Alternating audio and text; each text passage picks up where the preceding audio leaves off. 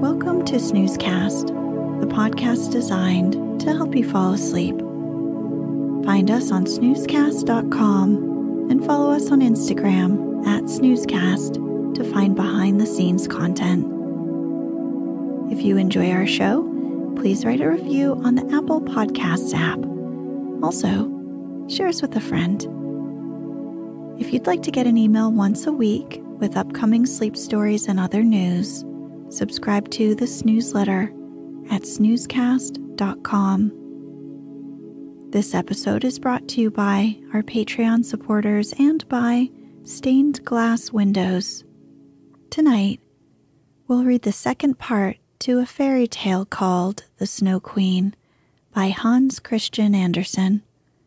The story centers on the struggle between good and evil as experienced by Gerda and her friend Kay. The first part aired on January 4th, 2021. The story is one of Andersen's longest and most highly acclaimed stories. It was also the inspiration for the Disney movie Frozen. In the first part, we meet best friends Gerda and Kay. We also learn of the wicked mirror that splinters into tiny pieces over the land. The shards sometimes land in unknowing people's eyes or hearts and cause them to be cold-hearted and mean-spirited. This happens to the little boy, Kay. Then he gets whisked away by the Snow Queen's sled. Gerda goes in search of him and meets a kindly witch.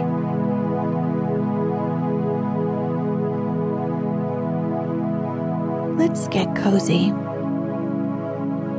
Close your eyes.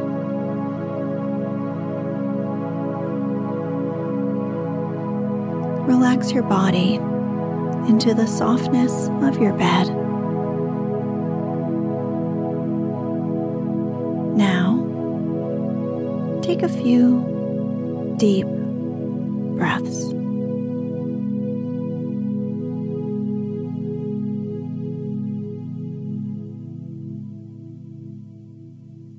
Gerda was so glad to be on dry land again after being on the boat without an oar, but she was rather afraid of the strange old woman.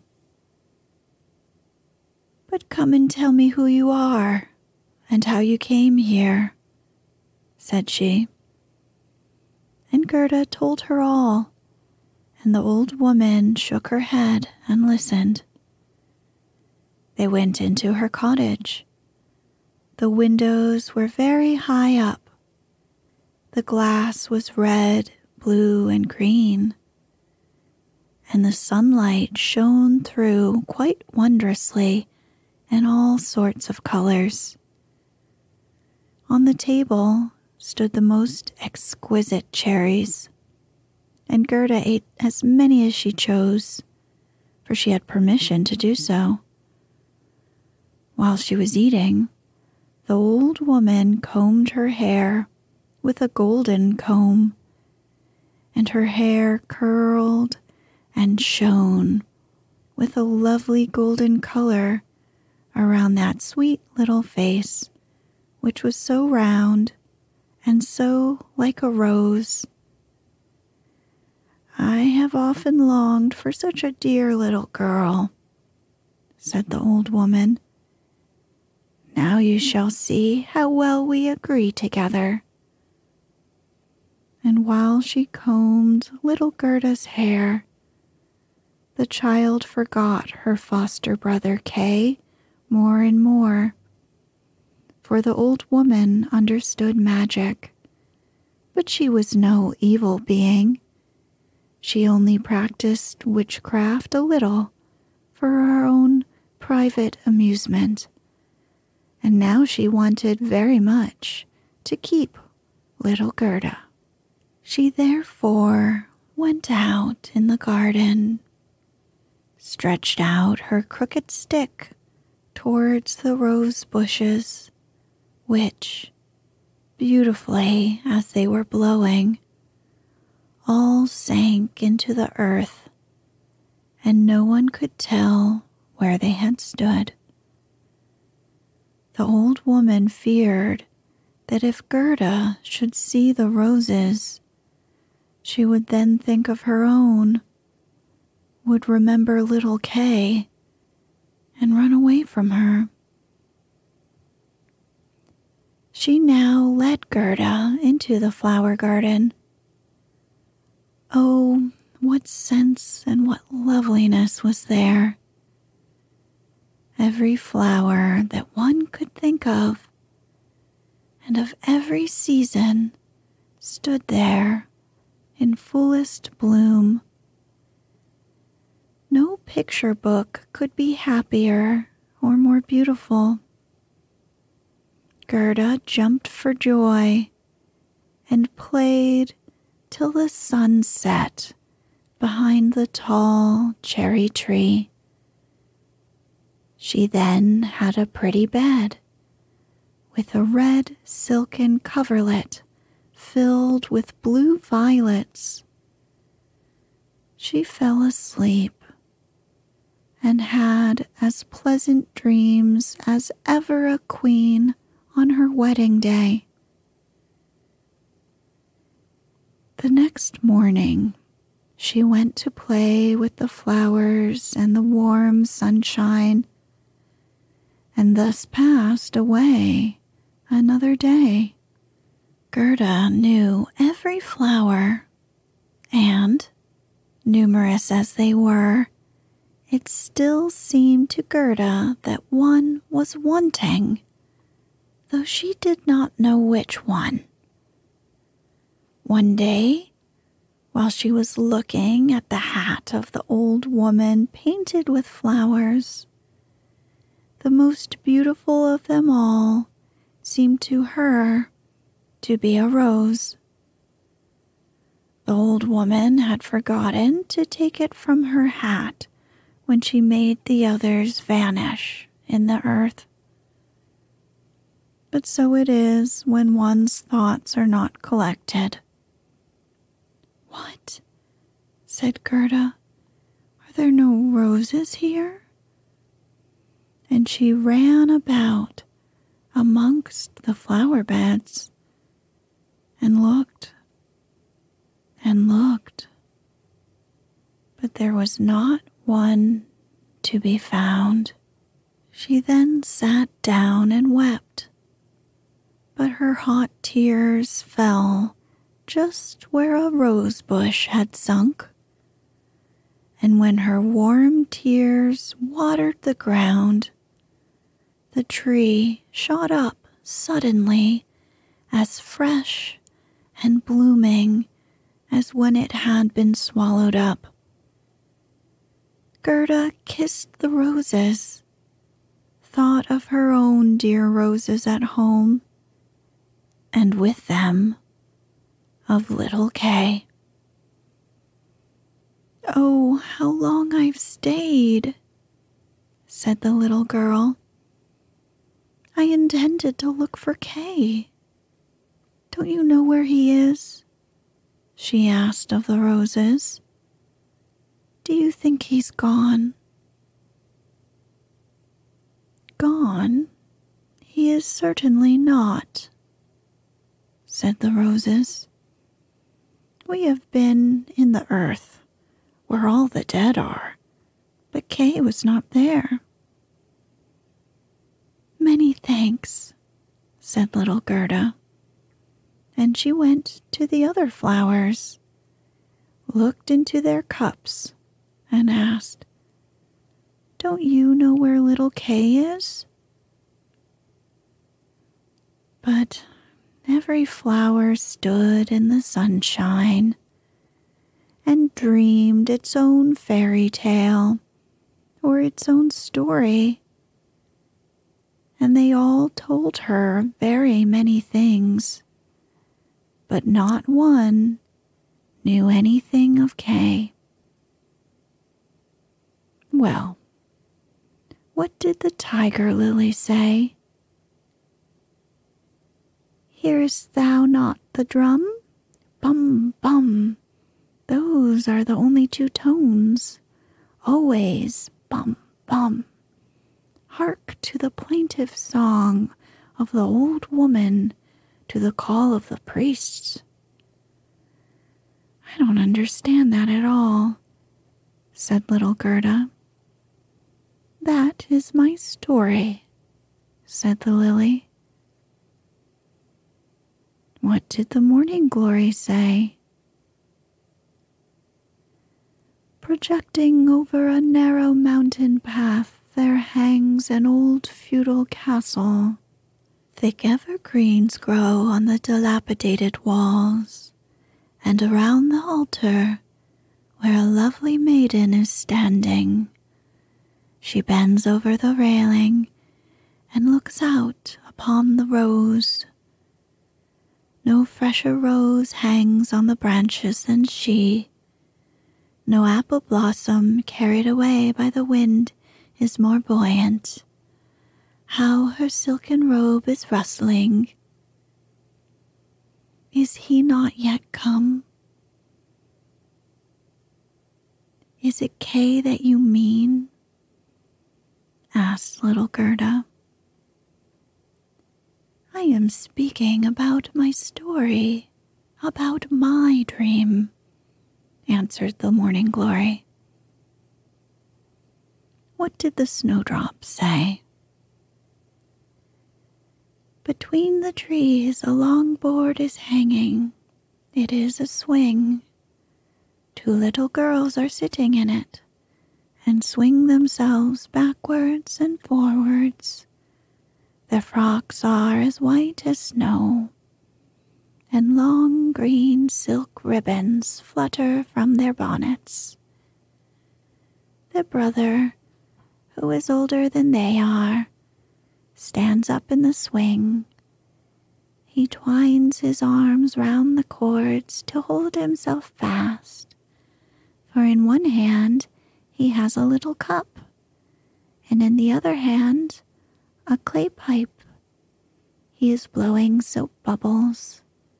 The swing moves, and the bubbles float in charming, changing colors.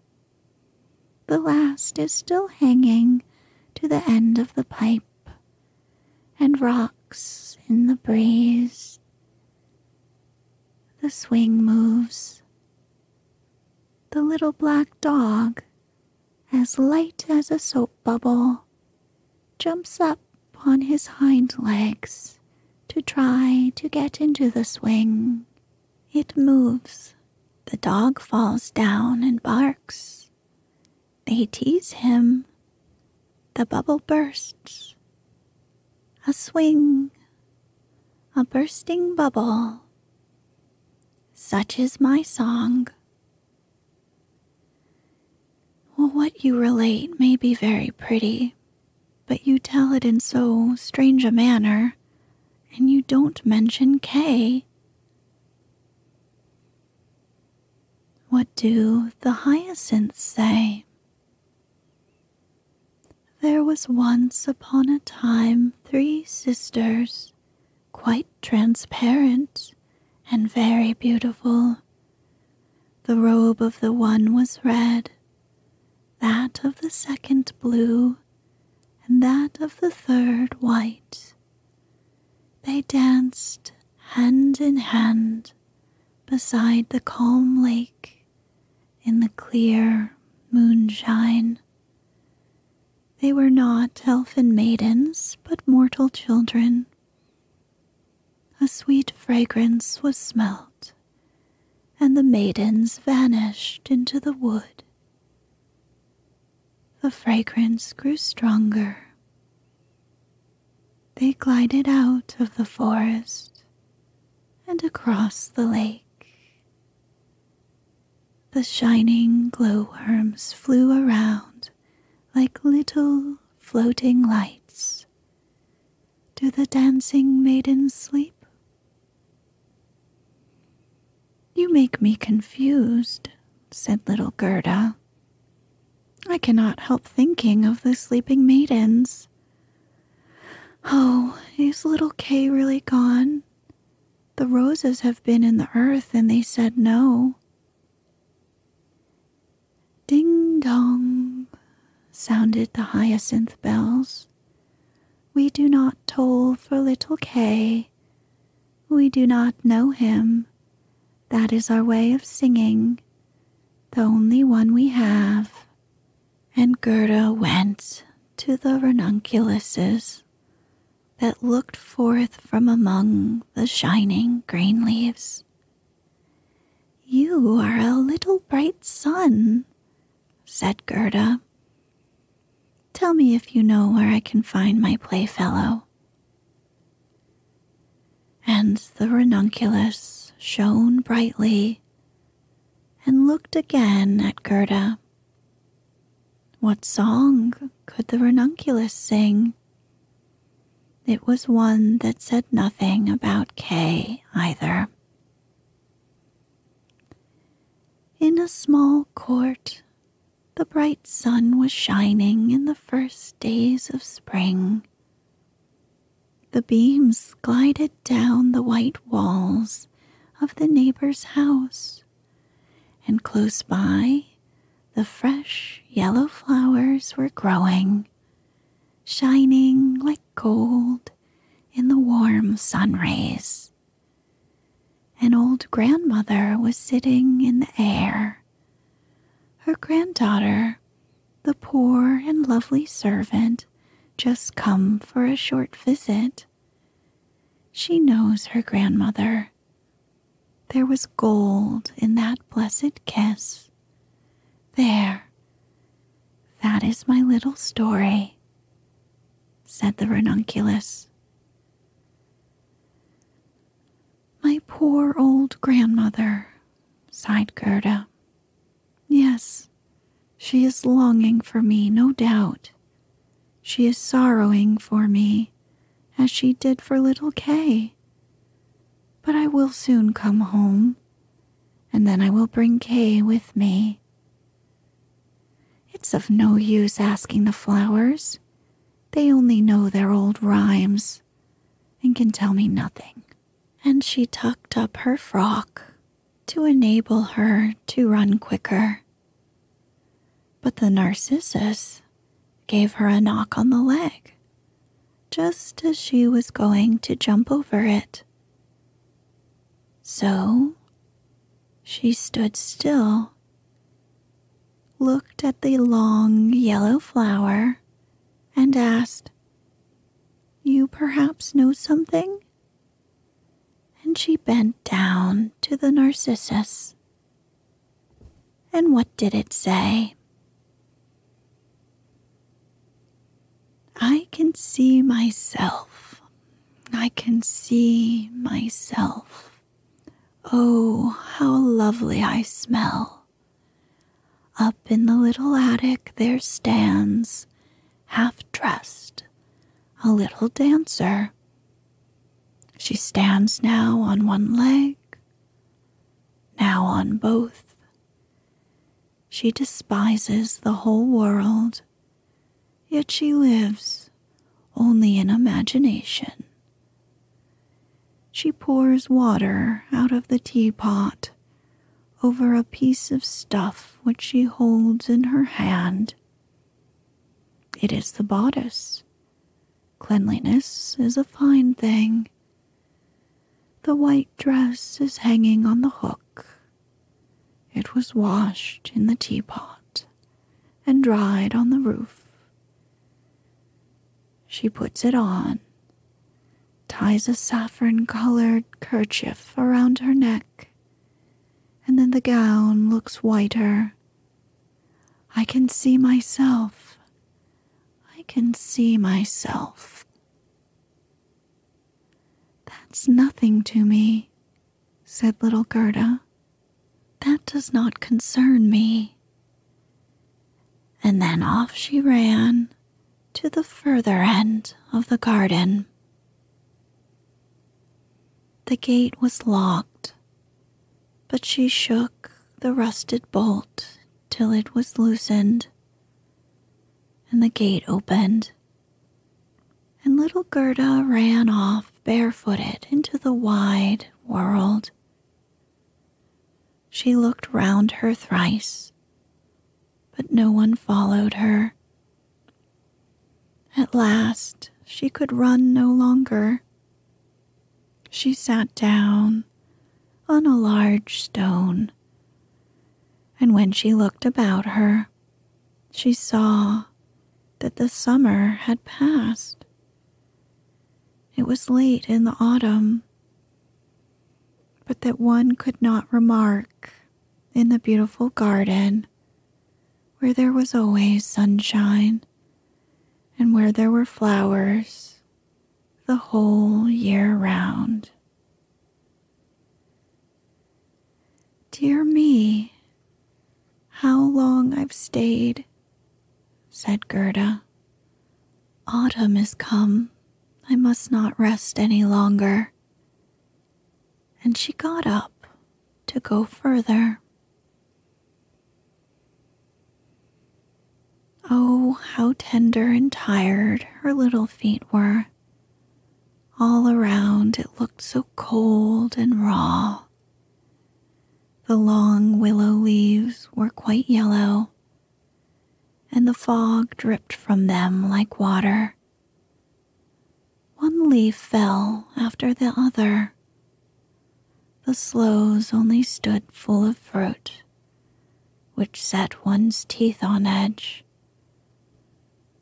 Oh, how dark and comfortless it was in the dreary world. Fourth story. The Prince and the Princess. Gerda was obliged to rest herself again when, exactly opposite to her, a large raven came hopping over the white snow. He had long been looking at Gerda and shaking his head, and now he said, "Caw, caw, good day, good day." He could not say it better, but he felt a sympathy for the little girl and asked her where she was going all alone.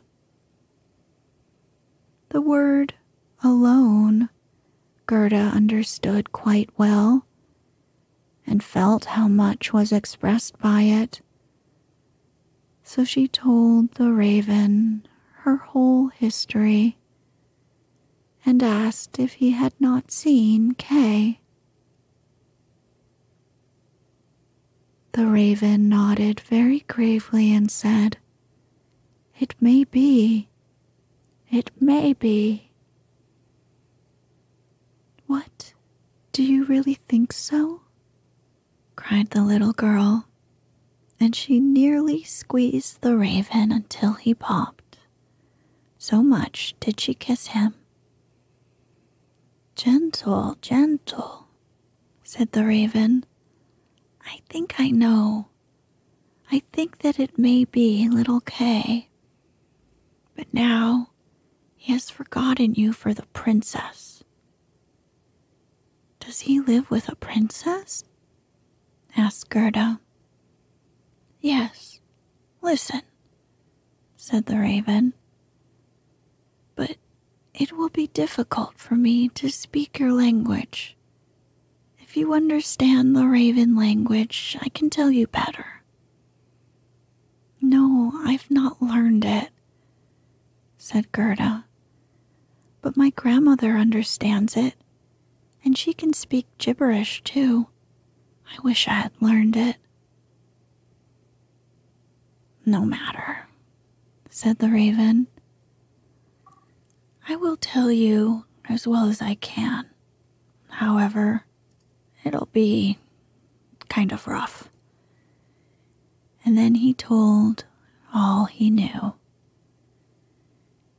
In the kingdom where we now are, there lives a princess who is extraordinarily clever, for she has read all the newspapers in the whole world and has forgotten them again. So clever is she.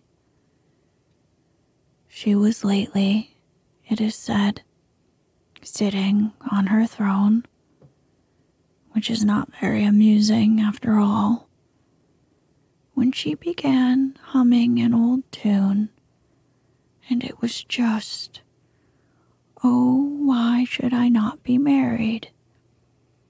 "That song is not without its meaning," said she, and so then she was determined to marry.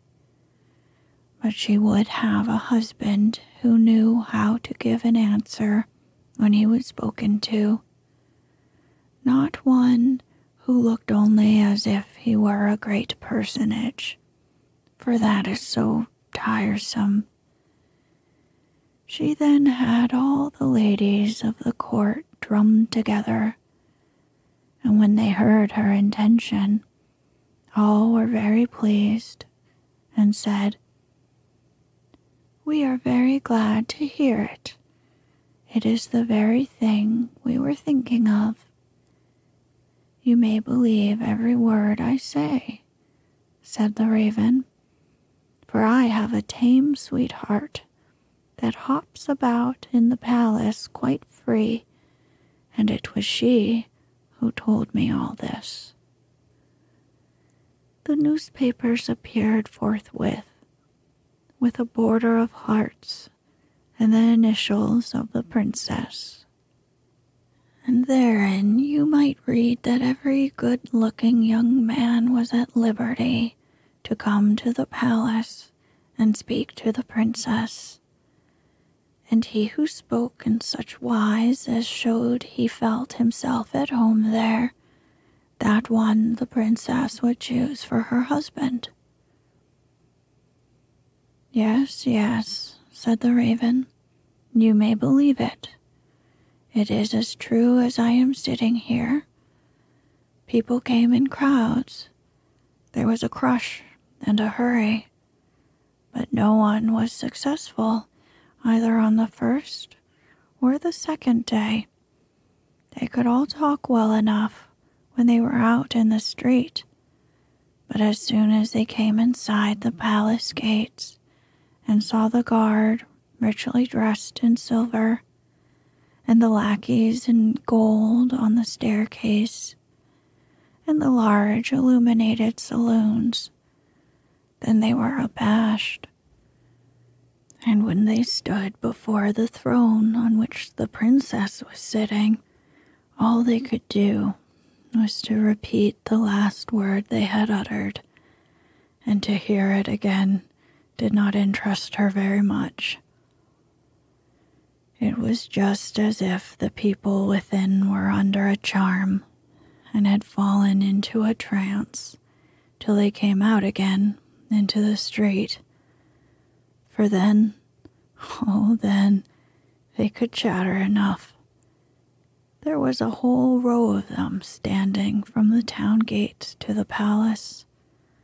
I was there myself to look," said the raven. "They grew hungry and thirsty, but from the palace they got nothing whatever, not even a glass of water. Some of the cleverest, it is true, had taken bread and butter with them, but none shared it with his neighbor, for each thought, 'Let him look hungry, then the princess won't have him.'" "But Kay, little Kay," said Gerda, "when did he come? Was he among the number?" "Patience, patience. We're just come to him. It was on the third day, when a little personage without horse or carriage came marching right boldly up to the palace. His eyes shone like yours. He had beautiful long hair, but his clothes were very shabby." "That was Kay," cried Gerda, with a voice of delight. "Oh, now I've found him." And she clapped her hands for joy. The raven said, "He had a little knapsack on his back." "No, that was certainly his sledge," said Gerda. "For when he went away, he took his sledge with him." "That may be," said the raven. "I did not examine him so minutely, but I know from my tame sweetheart that when he came into the courtyard of the palace and saw the bodyguard in silver, the lackeys on the staircase, he was not the least abashed. He nodded and said to them, 'It must be very tiresome to stand on the stairs. For my part, I shall go in.' The saloons were gleaming with luster. Counselors and excellencies were walking about barefooted and wore gold keys. It was enough to make anyone feel uncomfortable. His boots creaked too, so loudly, but still he was not at all afraid. "That's Kay for certain," said Gerda. "I know he had on new boots. I've heard them creaking in Grandmamma's room." "Yes, they creaked," said the raven, and on he went boldly up to the princess, who was sitting on a pearl as large as a spinning wheel. All the ladies of the court, with their attendants and attendants, with their gentlemen and the gentlemen's gentlemen, stood round, and the nearer they stood to the door, the prouder they looked. It was hardly possible to look at the gentleman's gentleman, so very haughtily did he stand in the doorway. "It must have been terrible," said little Gerda. "And did Kay get the princess?" "Were I not a raven, I should have taken the princess myself, although I am promised, for it is said he spoke as well as I speak when I talk raven language. This I learned from my tame sweetheart. He was bold and nicely behaved. He had not come to woo the princess, but only to hear her wisdom. She pleased him, and he pleased her." Yes, for certain that was Kay," said Gerda. "He was so clever. He could reckon fractions in his head. Oh, won't you take me to the palace?" "That is very easily said," answered the raven. "But how are we to manage it? I'll speak to my tame sweetheart about it. She must advise us. For so much I must tell you. Such a sweet little girl as you are will never get permission to enter." "Oh, yes, I shall," said Gerda. "When Kay hears that I'm here, he'll come directly out to fetch me." "Wait for me here on these steps," said the raven.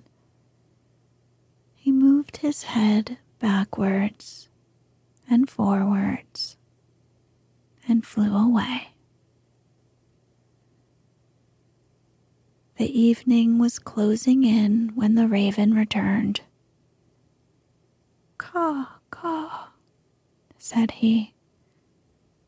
"She sends you her compliments, and here's a roll for you. She took it out of the kitchen, where there is bread enough. You're hungry, no doubt. It's not possible for you to enter the palace, for you are barefooted. The guards are silver. The lackeys in gold would not allow it. But don't cry. You shall come in still. My sweetheart knows a little back stair that leads to the bedchamber. She knows where she can get the key of it. And they went into the garden, in the large avenue, where one leaf was falling after the other. And when the lights in the palace had all gradually disappeared, the raven led little Gerda to the back door, which stood half open. Oh, how Gerda's heart beat with longing. It was just as if she had been about to do something wrong. And yet she only wanted to know if little Kay was there. Yes, he must be there. She called to mind his intelligent eyes and his long hair so vividly. She could quite see him as he used to laugh when they were sitting under the roses at home. He will, no doubt, be glad to see you, to hear what a long way you have come for his sake, to know how unhappy all at home were when he did not come back. Oh, what a joy it was. They were now on the stairs.